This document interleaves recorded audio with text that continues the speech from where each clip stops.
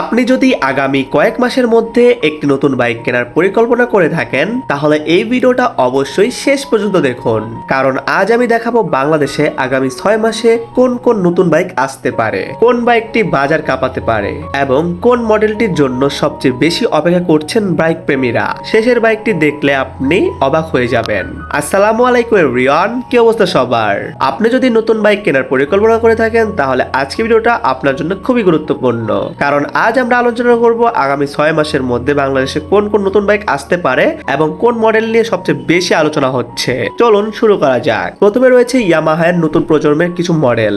অনেক বাইকার আশা করছেন নতুন ডিজাইন, নতুন আধুনিক হেডলাইট, উন্নত ডিজিটাল মিটার এবং আরো নতুন নতুন ফিচার নিয়ে আসবে ইয়ামাহার জনপ্রিয় সিরিজে। এরপর রয়েছে সুজুকি, বিশেষ করে জিক্সার সিরিজে আপডেট ভার্সন অথবা নতুন রং ফিচার নিয়ে নতুন মডেল আসতে পারে সুজুকির মধ্যে। এবার আসি হোন্ডা এর কথায়। হোন্ডা সাধারণত নির্ভরযোগ্য, জ্বালানি সাশ্রয় ও দীর্ঘস্থায়ী ইঞ্জিনের জন্য পরিচিত, তাই নতুন কোনো হর্নের সিবি সিরিজ বা অন্য কোনো মডেল আসতে পারে এই সিরিজে। এছাড়া টিভিএস, বাজাজ, হিরো, সিএফ মোটো কিংবা আন্তর্জাতিক আরো কোনো নতুন ব্র্যান্ড আসতে পারে বর্তমান 2026 সালে। তবে একটি বিষয় অবশ্যই মনে রাখবেন, কোনো বাইক বাজারে আসার আগে বিভিন্ন তথ্য অস্বাভাবিক যোগাযোগের মাধ্যমে বিভিন্ন সূত্রে ছড়িয়ে পড়লেও সব তথ্য শেষ পর্যন্ত অফিসিয়াল নিশ্চিত নাও হতে পারে। তাই নতুন বাইক কেনার আগে সবসময় কোম্পানির আনুষ্ঠানিকতা ঘোষণা এবং শোরুমের তথ্য যাচাই করা উচিত। আপনি যদি কয়েক মাস অপেক্ষা করতে পারেন তাহলে হয়তো আরো উন্নত ফিচার, নতুন ডিজাইন এবং ভালো প্রযুক্তির একটি বাইক পাওয়ার সুযোগ তৈরি হতে পারে।